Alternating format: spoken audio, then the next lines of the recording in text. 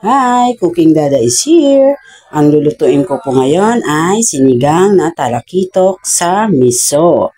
Ayan po ang ating mga ingredients na gagamitin ngayon.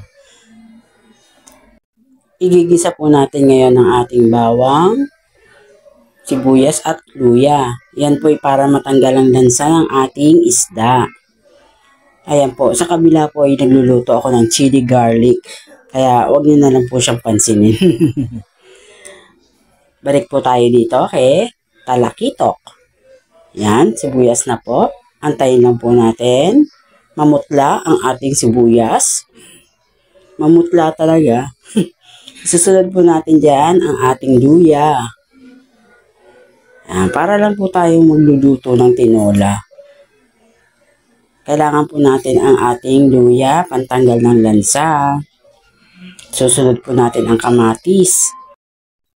Guys, pagdating po sa sinigang, talagang madami po ako maglagay ng kamatis. Yan, antayin po natin maluto yung kamatis dyan. Bago natin ilagay ang ating isda.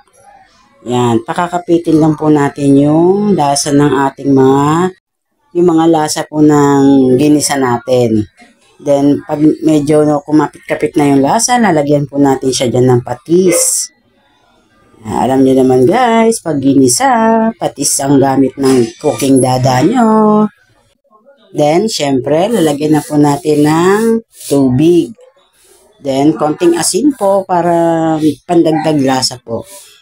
Pakuluan lang po natin siya dyan. Then, susunod na po natin ang ating miso. Didissolve lang po natin siya dyan sa sabaw. Haluin lang po natin yan para kumalat ang ating miso.